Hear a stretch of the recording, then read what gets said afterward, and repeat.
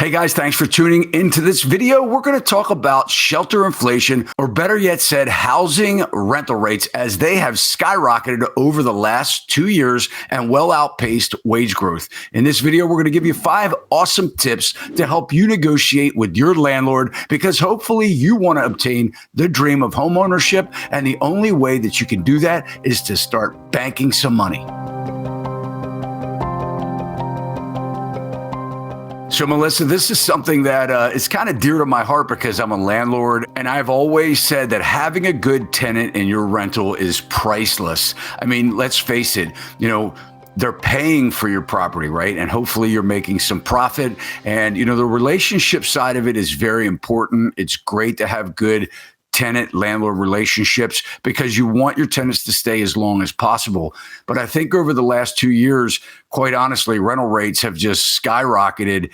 And, I don't know how much of it is driven by greed or how much of it is driven by necessity. Maybe the landlords have just, underpriced their rentals to begin with. And maybe they're being faced with, expenses that are out of their control. But Melissa, we got to talk about, we know as we're talking with people about buying houses, they don't have the cash as a down payment. Interest rates are higher.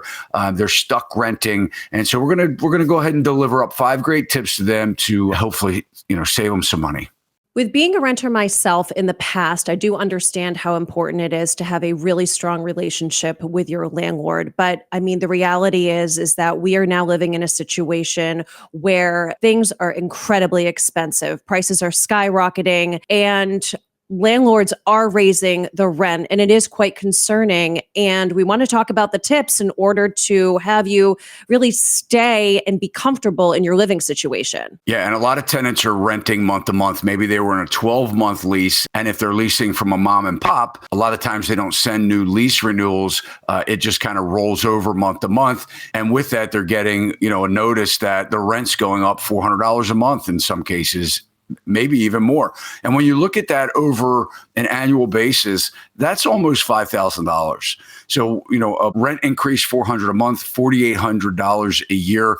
People have not gotten that in, salary increases in most cases. And unless there is some type of wait list right now for the place that they're living in, I think they need to try and negotiate with their landlord to get the price down. Because after all, I mean, it does cost a landlord money to turn a property over. And if they have a good tenant, they don't want to lose them. I think what some tenants don't realize is that you actually do have leverage. You aren't necessarily at the mercy of your landlord. Hopefully you've been a model tenant. What I mean by that is paying your rent on time, not having neighbors complain about you, and hopefully you haven't been consistently complaining yourself. Yeah, quite the contrary. I hope that you've built some type of a relationship with your landlord, the property manager, or the leasing agent, because after all, I mean, it's relationship, right? I mean, it's people getting along. You want them to know that you do care about the place and you want to stay, but maybe you just can't afford to live there with the rent increases, or maybe it's even the existing rent. And unless they give you some type of concession, you're going to have to move on. And so that leads us into tip number 1 is know the market and the vacancy rate around you. Use sites like rent.com, Zillow, to check out the area, see what is available to rent, because what we're seeing is more rentals hitting the market, especially when they're multifamily, like apartment complexes and things like that. So in order to be prepared for negotiations, you really need to know, what's available and, what are the rents, what are the competitive rents. In a lot of cases, tenants have lived in places for 4 or 5 years, and maybe they've been subjected to a, let's just say 3% price increase every year since their initial lease. Without checking the market, you may be paying over asking rates anyway. And in some markets, in the past 2 years, we've seen 20% annual rent increases when their lease comes up for renewal. And I think the national average has been somewhere around 14% over the last 2 years. So way too high. Landlords are really, I don't know whether it's greed in a lot of cases or whether it's just their operating costs have gone up. But I can promise you, probably haven't gone up, 14, 15% year over year. That's a lot. I mean, 20% increase, to think about that, 14% increase, it's substantial. With everything going up price-wise, that's a lot of money to be paying each month for your rent. All right, so tip number 2, try and extend your lease. A a lot of times, like I had said, when the initial lease term of a year expires, the landlord just in the lease has a rollover of month to month. And, so that's kind of good for you and good for them if either side wants to terminate the lease. If you want to stay and you can't just get out in 60 days and vacancies are increasing, the landlord doesn't want you to leave in 60 days. So maybe you could say, hey, look, if you could drop my rent a little bit, maybe it's $200 a month, or maybe it's eliminate that 20% increase. I'm willing to sign a long-term lease, 12 months, or maybe even 18 months to kind of secure your expenses for that time period and allow you to save some money to hopefully buy a house. What it comes down to is really knowing your lease. Some tenants don't even realize that they have to give 60 or 90 days notice. They're just so automatic, just going to pay the rent. But yeah, absolutely. Negotiation. I mean, everything is up for negotiation. So why not ask and see if you can kind of get into a new, more affordable, comfortable situation? Yeah. And then tip number 3 would be maybe to prepay some rent. If it's a mom and pop business, if they can get maybe rent quarterly, like prepay 3 months in advance if that's something that you can afford to do. A lot of times these mom and pop landlords, they're cash strapped. So being able to get 3 months of profit off of your rent payment may be enough to just kind of have them work with you a little bit more financially. And then on the flip side of that, you might think, well, what if I prepay them and they go broke? Guys, you have to understand that a lease survives everything, including a landlord's death. So, a contract between the tenant and landlord is like ironclad. So that means that if a new buyer, for instance, comes in and there's an existing lease on that house, they're buying that house with your lease. The important thing at that point is just to continue paying your rent. So if you have the extra cash, this may be an option for you to negotiate. Tip number 4 is remind your landlord of how valuable you are and that you understand the math. So when you're in the negotiations with your landlord, tell them you never have to worry about me. I'm always paying my rent on time, and that I treat the place like it's my own. I take care of it. And that in turn is saving you money. And the bottom line, guys, is this. Let's say the place sits vacant for 1 month and it's $1,500 a month.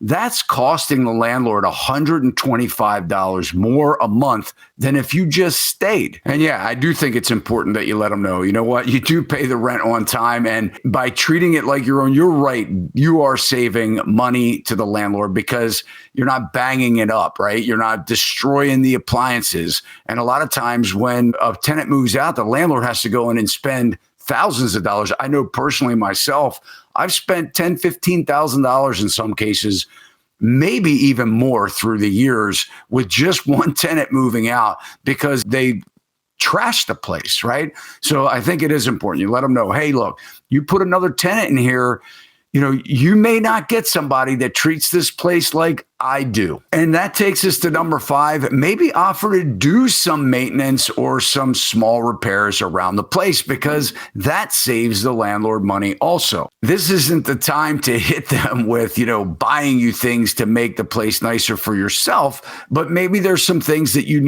if you move out that would need to be fixed before the next tenant. You could make a list of those things. Maybe you could do it yourself or a friend of yours could help you with that. And, you could just say to the landlord, look, I'll take care of these things, drop the materials off. I'll take care of the labor. Certainly, guys, I'm not trying to tell you to get into doing electrical plumbing repairs unless you're qualified to do so. But these types of things will definitely help you negotiate your rent price with your landlord. I know for myself, being renter in the past, my dishwasher went down, for example. My landlord was so grateful that I did all the legwork, went to Home Depot with his approval, of course, picked out the dishwasher, got the delivery done and just took it off rent. And he was like, thank you so much for helping me out here. So it does work. Yeah, Melissa, that's a great example. And, though he would have had to pay the money anyway, he didn't have to hassle with it. And they're the types of things that we're talking about. If you're doing that, it saves them time. Time is money for them as well. And again, it's all relationship.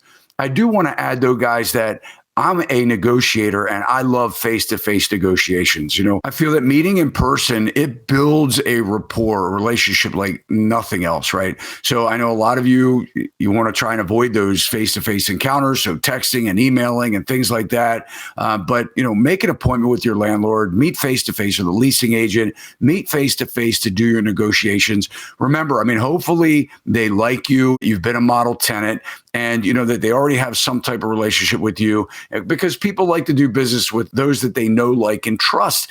And a landlord-tenant relationship, guys, is a business relationship.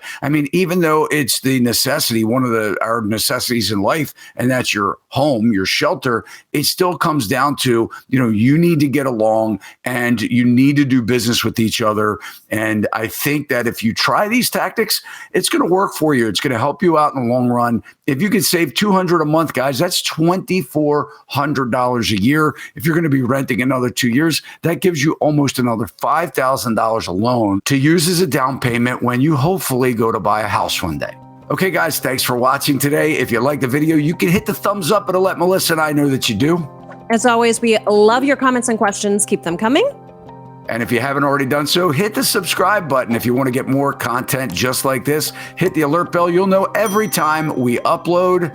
See you next time. See you next time. Sachs Realty, Maryland broker number 607720, office number 443-318-4514, equal housing opportunity.